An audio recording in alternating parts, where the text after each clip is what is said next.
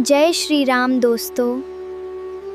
घर में सुख शांति चाहिए तो ये राम कथा ज़रूर सुने। बरनत निज भागा। कैलाश में बैठे भगवान शंकर मेरी माँ भवानी जी को कथा सुनाते सुनाते कहते हैं, देवी अब मैं आपको अपनी एक चोरी की कथा सुनाता हूं। मां ने कहा, प्रभु चोरी? शंकर जी बोले, देवी जब प्रभु ने अवतार लिया था तो आपको बिना बताए मैं भी दर्शन करने अयोध्या चला गया था उस समय। मां बोली, हमको क्यों नहीं ले गए? शंकर जी बोले, क्षमा करिएगा, पिछले जन्म में आप सती थीं तो एक बार आपको कथा सुनाने ले गया था। लौटते समय आपने राम जी को लीला में रोते हुए देखा और आपको ऐसा भ्रम हुआ मन में कि आपको अपना शरीर छोड़ना पड़ा। पिछली बार जहां गया था उस समय तो बड़के राम जी थे, अब की बार जहां गया था वहां छोटके राम जी थे। बड़के राम जी भी रो रहे थे उस समय और यहां छोटके राम जी भी रो रहे थे। मैं सोचा कहीं रोते हुए राम जी को देखकर फिर से आपको मोह हो गया, भ्रम हो गया, तो इसलिए नहीं ले गया। मैया बोली, अकेले चले गए? बाबा बोले, अकेले नहीं, दुकेले। अकेले नहीं गया, कौन गया प्रभु? बाबा बोले, कागभुषुंडी संग हम दो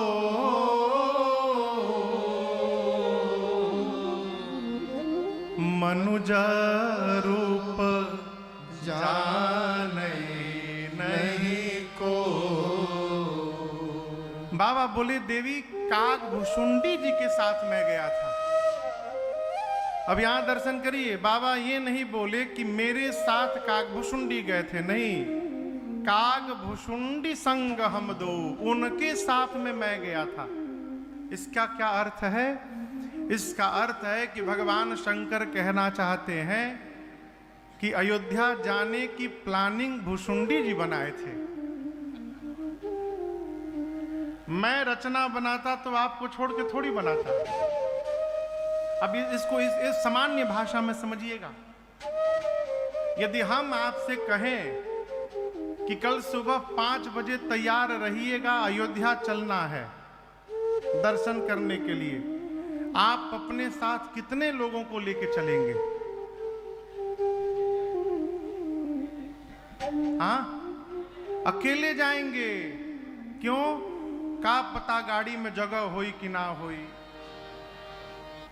हमारे अलावा और कितने लोगों को बोले होंगे, कौन कौन जा रहा है कोई पता नहीं। हमको बोले हैं यानी हमारे लिए गाड़ी में जगह जरूर होगी। इसलिए जब कोई आपको चलने के लिए कहेगा तो आप अकेले जाएंगे, और जब जाने की आप रचना बनाएंगे तो आप जिसको जिसको चाहें अपने साथ लेकर जा सकते हैं, क्योंकि प्लानिंग आपने की है। शंकर जी कहना चाहते हैं कि देवी अवध जाने की रचना कागभुषुंडी जी की थी, वो आए, अब मुझे लेकर गए, अब हम आपको इसने ले गए, क्या पता गाड़ी में जगह हुई कि ना हुई। यदि मैं जाने की रचना बनाता तो आपको अवश्य लेकर जाता भवानी वहां पर। मां बोली, प्रभु कागभुषुंडी जी के ही साथ क्यों जाना गए आप? वो कौवा हैं, आप त्रिपुरारी हैं। बाबा बोले, कौवा के रूप में नहीं गए, हम दोनों मनुष्य के रूप में गए थे। मैया बोली, ठीक है मनुष्य के रूप में हो गए, लेकिन है तो कौवे न, वो कागभुषुंडी है, कौवा है, उनके साथ क्यों गए? शंकर जी बोले, देवी हमारे इष्ट भी बाल राम हैं, कागभुषुंडी जी के भी इष्ट बाल राम हैं। और एक बात कहूं, जीवन में उसी के साथ यात्रा करनी चाहिए जिसके साथ आपका चित्त और चरित्र दोनों मिलता हो, उसके साथ यात्रा बनाते रहिए। जिसके साथ आपके मन के भाव मिल जाएं, उसके साथ यात्रा करिए। और जिसके साथ मन न मिले, उसके साथ भूल के भी यात्रा न करिए। क्यों? ना अपने ठीक से जाएगा, ना आपको जाने देगा।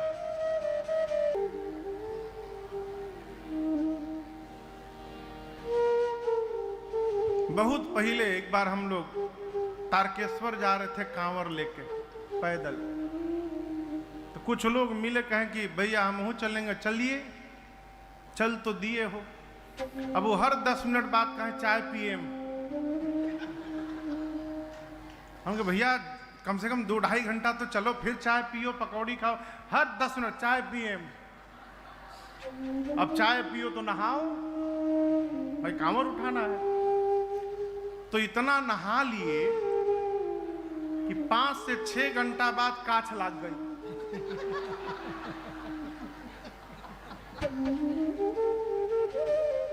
अब ऐसे चले पांव करके। तब तक किसी ने कही दिया कि एक काम कर, नाइसिल पाउडर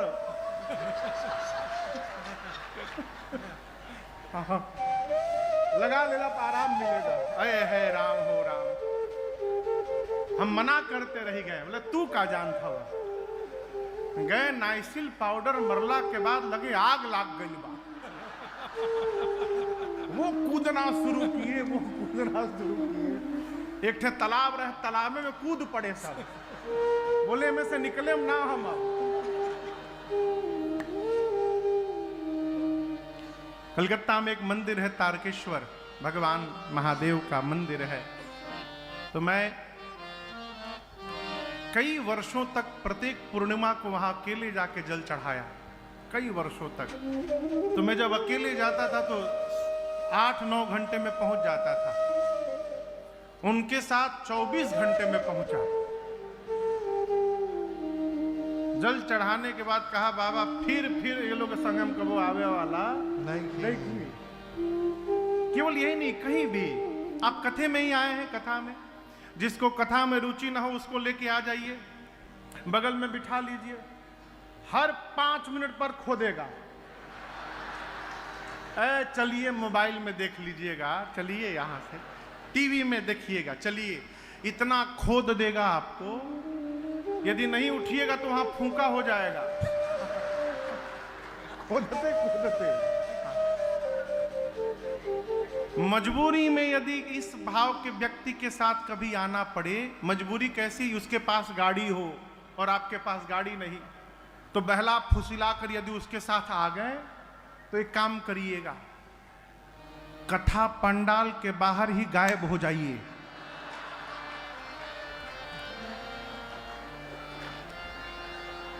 अब वो यदि यहां बैठे तो आप उधर जाके बैठ जाइए। 3 घंटा वो आपको ढूंढता रहेगा और आप चकाचक कथा का आनंद लेते रहिए। बाबा कहते देवी कागभूषुंडी जी के साथ इसलिए मैं गया कि हम दोनों के इष्ट एक हैं। कौन? बाल राम मनुष्य के रूप में गए और भवानी जैसे अयोध्या की सीमा में प्रवेश किए, परमानंद प्रेम सुख फूले बीथिन हिरहि मगन मन बाबा कहते हैं देवी जैसे अयोध्या के सीमा में प्रवेश किए, आनंद नहीं, ब्रह्मानंद नहीं, परमानंद से मन भर गया। मन हृदय चित्त सब फूल गया। परिणाम अवध की गलियों में हम लोग मग्न मन होकर घूमने लगे। हमने जाकर देखा, उस समय चक्रवर्ती जी के पास जो आया और महाराज से उसने जो मांगा, महाराज ने उसको वही लुटा दिया। और आनंद की बात देखिए, महल के भीतर लोग मांग के ला रहे हैं, अब महल के बाहर आके लुटा रहे हैं। गोस्वामी जी कहते जिन पावा राखा नहीं ताहू, जिसको मिला वो भी नहीं रखा, वो भी लुटा दिया। क्यों? क्यों जानते हैं? जीवन में जो सुख लूटने में नहीं मिलता, उससे अधिक सुख लुटाने में प्राप्त होता है। लुटाने का स्वभाव बनाइए भगवान पर। का लुटावे महाराज? सबसे पहले अपन मन लुटाइए। भगवान को हमारे धन की आवश्यकता नहीं है, मन की आवश्यकता है। मन लुटाइए। और याद रखिए, मन जहां लुट जाएगा वो वहां तन और धन अपने आप लुटता रहेगा, लुटाना नहीं पड़ेगा। मन लुटाइए। अवध बिहारी हो, अरे अवध बिहारी हो, हम आए शरण तिहारी। अवध बिहारी हो, आए शरण तिहारी। महिमा भारी हो, आए शरण तिहारी। महिमा भारी हो, आए शरण तिहारी।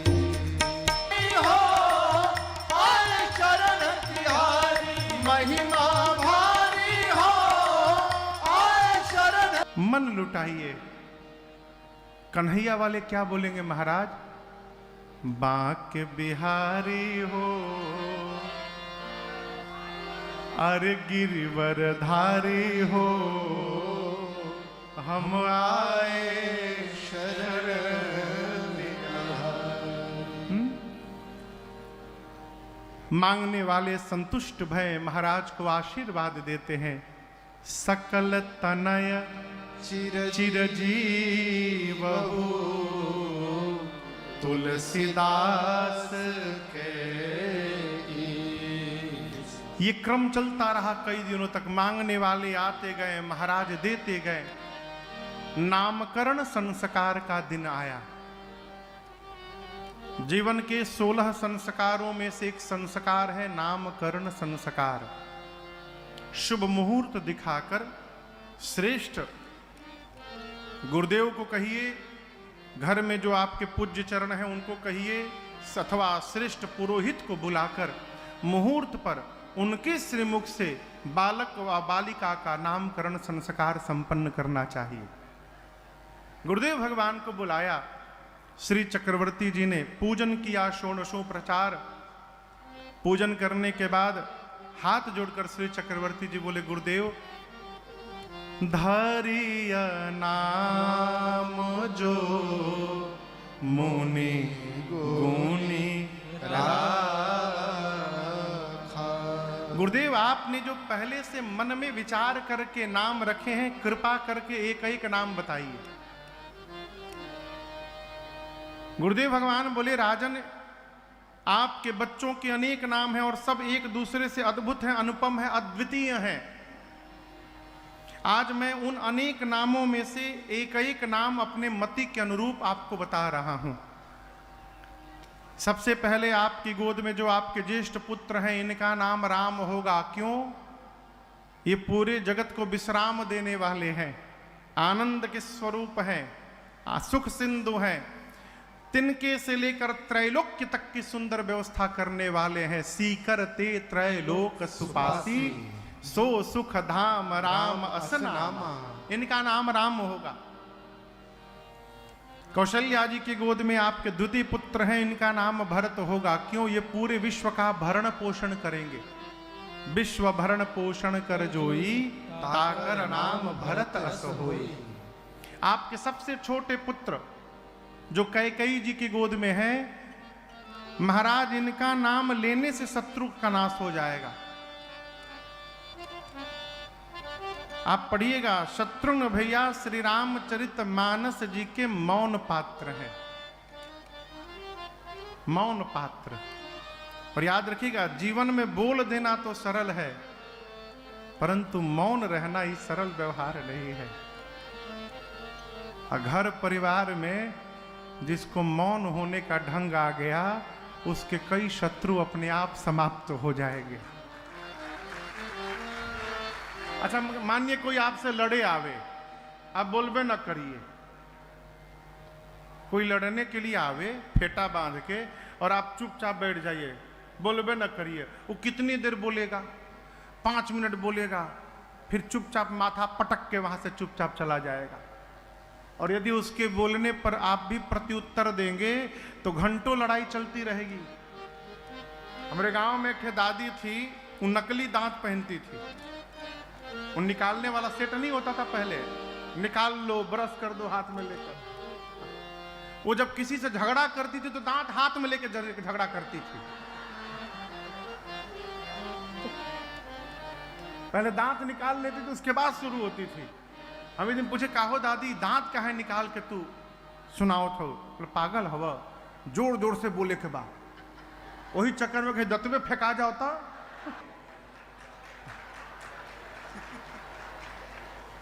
लागत है ढेर बुझा गई।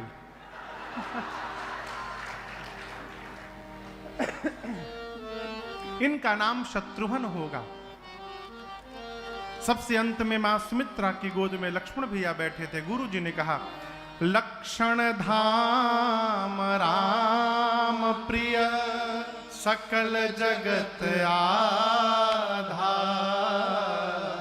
गुरु वशिष्ठ ते ही राखा लक्ष्मण नाम उदार। गुरुदेव कहते हैं आपके तीसरे पुत्र समस्त शुभ लक्षणों के धाम हैं। यहां दर्शन करिए, राम जी में 2-3 लक्षण बताएं। आनंद के समुद्र है, सुख सिंधु है, सबको विश्राम देंगे। भरत जी में 1 लक्षण बताया, सबका भरण पोषण करेंगे। शत्रुघ्न जी में 1 लक्षण बताया, शत्रुओं का नाश करेंगे। परंतु जब लक्ष्मण भैया की बारी आई, गुरुदेव बोले, महाराज ये समस्त शुभ लक्षणों के धाम है, लक्षण धाम। और सबसे सुंदर बात, राम जी के प्रिय है। राम प्रिय का अर्थ ये राम जी को प्रेम करेंगे ऐसा नहीं है, राम जी इनको प्रेम करेंगे। आप कल्पना करिए, भगवान को तो सब याद करते हैं, जिसको भगवान याद करते होंगे वो कितना भाग्यशाली होगा। आप पीछे दर्शन करिए, मेरे पीछे पंचायतन दरबार है। पंचायतन दरबार, राम सीता जी, लक्ष्मण जी, राम सीता एक ही है। राम सीता जी, लक्ष्मण जी, भरत जी, शत्रुघ्न जी और श्री हनुमान जी, कितने हो गए? 5। इस स्वरूप को, दरबार को पंचायतन दरबार कहते हैं। इसके अलावा एक सूक्ष्म स्वरूप भगवान का है। दक्षिणे लक्ष्मणो यस्य बामे च जनकात्मजा पुरतो मारुतिर्यस्य तम वंदे रघुनंदनम। दाहिनी ओर लक्ष्मण जी हैं, बाईं ओर जगत जननी मां जानकी जी हैं और सामने हनुमान जी महाराज विराजमान हैं। ऐसे भगवान को मैं प्रणाम करता हूं। लेकिन और सूक्ष्म दिखा रहा हूं आपको। कहीं कहीं ऐसा स्थान है जहां सीता जी भगवान के साथ नहीं है, हनुमान जी भी भगवान के साथ नहीं है।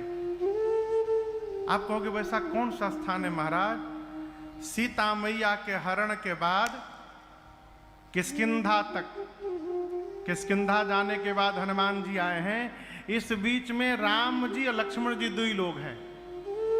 ये प्रसंग कहता है कि भगवान मां के बिना यात्रा कर सकते हैं, लेकिन मेरे प्रभु लक्ष्मण भैया के बिना यात्रा नहीं कर सकते हैं। ये प्रियता है। सीता जी के बिना रघुनाथ जी दिखाई पड़ जाएंगे, लेकिन आप कहीं दर्शन करिए, बिना लक्ष्मण भैया के राम जी दिखने वाले नहीं है। ये प्रियता है, राम प्रिय, सकल जगत आधार। महाराज ये शेष अवतार हैं जिनके 1000 फन हैं, और उन 1000 फनों के एक फन पर जैसे कोई अपने सिर पर तिनका धारण करे, वैसे लक्ष्मण जी शेषावतार हैं। इनके 1000 फन हैं, उन हजारों फनों के एक फन पर तिनके के समान धरती को धारण किए हैं। ये समस्त शुभ लक्षणों के धाम हैं। अस्तु आज के बाद इनका नाम लक्ष्मण पड़ेगा। नामकरण करने के बाद गुरुदेव ने कहा, महाराज आपके चारों पुत्र चारों वेद के सार तत्व हैं। पहले दिन आपसे निवेदन मैंने किया, मुनियों के धन हैं। इसीलिए मीराबाई कहती हैं, पायो जी मैंने राम रतन धन पायो। मुनियों के धन है, खजाना, असली संपत्ति, भक्तों के सर्वस्व है, सब कुछ। जन सरवस मुनि धन, जन सरवस शिव प्राणा। मुनियों के धन है, जन यानी भक्तों के सर्वस्व है। इसलिए हम और आप दिन रात कहते हैं, त्वमेव माता च पिता त्वमेव त्वमेव बन्धु च सखा त्वमेव त्वमेव विद्या द्रविणं त्वमेव त्वमेव सर्वं मम देव देव। क्या कहा अंत में? त्वमेव आप ही, सर्वम सर्वस्व, मम मेरे, देव देव। हे देव आप ही मेरे सर्वस्व हैं। जन सरवस शिव प्राणा, शंकर जी के प्राण हैं।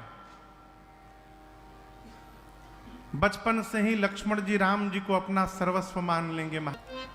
सांवले राम जी के साथ गोरे लक्ष्मण जी रहेंगे, सांवले भरत जी के साथ गोरे शत्रुघ्न जी रहेंगे। कौशल्या मैया ने कहा, गुरुदेव एक समस्या है मेरे पास, मैं राम और भरत को एक साथ पालने में सुलह देती हूं तो समझ में ही नहीं आता कौन राम है और कौन भरत है मेरा। गुरु जी कहें, एक काम करिएगा, एक साथ सुलाने के बाद दोनों की आंखों को देखिएगा। जिसकी आंखें सामने वाले बच्चे के चरणों में लगी हो, समझिएगा वो आपका भरत है, और जिसकी आंखें सामने वाले के चेहरे पे टिकी हो, समझिएगा वो आपका राम है। ये गुरु जी ने पहचान बताया, भाव स्वभाव बच्चों का बताया, नामकरण संस्कार हुआ। इसी बीच बधाई गाने वाले आ गए। अब बाहर से ही कहने लगे, चलो चलो। कहां? आंगने में। कहां पर? कहां? जोर से कहिए।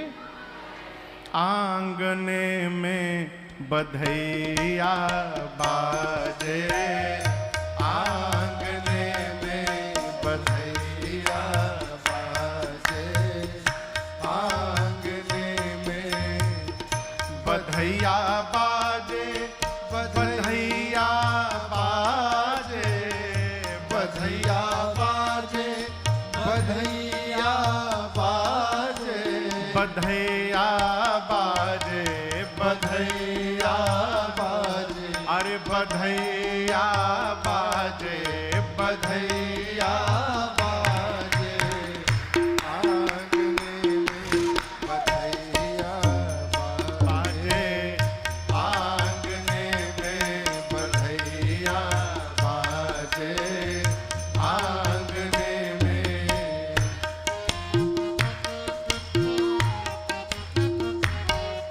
शत्रुघ्न राम लखन अरु भरत शत्रुघ्न, राम लखन अरु भरत शत्रुघ्न, झूलत चारों, झूलत चारों पालने में बधैया बाजे, आंगने में बधैया बाजे, आंगने में